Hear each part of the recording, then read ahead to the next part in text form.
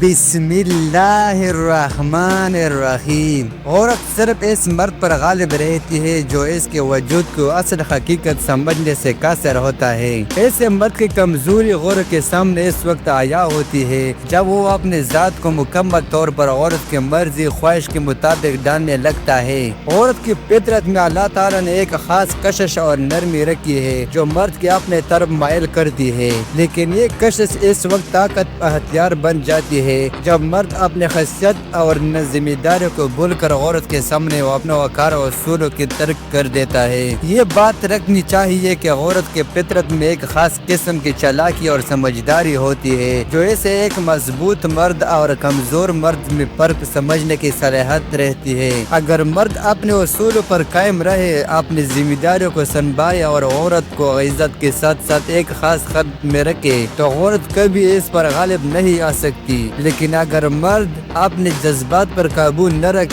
سکے، عورت کے باتوں اور چالاکیوں میں آ کر خود کو اس کے تابع بنا لے تو وہ عورت نظر میں اپنی اہمیت کھو دیتا ہے۔ عورت کے غالب آنے کے مطلب یہ نہیں کہ وہ فطری طور پر مرد سے برتر ہے، بلکہ یہ اس کے بعد علامت ہے کہ مرد اپنے قوت، ارادہ، صبر اور عقل کے استعمال کرنا چھوڑ دیتا ہے۔ ایک مضبوط مرد وہ جو ہے جو عورت کی محبت دے، عزت دے، اور مگر اپنے خصیت اور مقام کو کبھی کمزور نہ ہونے دے۔ عورت صرف اس مرد پر غالب رہتی ہے جو اپنے شخصیت کو اس کے سامنے بے حکمت بنا دیتا ہے اور اس کے عقل و فہم کے سامنے ہتھیار ڈال دیتا ہے۔ لہذا عورت کے مرد پر غالب آنا ایک ایسی عورت حال کی عکاسی کرتا ہے جس میں مرد اپنے کمزوریوں کے خود ظاہر کرتا ہے۔ مرد کے لیے ضروری ہے کہ وہ عورت کے ساتھ تعلقات میں ایک توازن رکھے، اس سے محبت دے، لیکن اپنے خصیت اور وقار کو برقرار رکھتے ہوئے۔ جب مرد اپنے طاقت، فہم اور فراست اور اصولوں پر قائم رہتا ہے تو عورت نہ صرف اس کی عزت کرتی ہے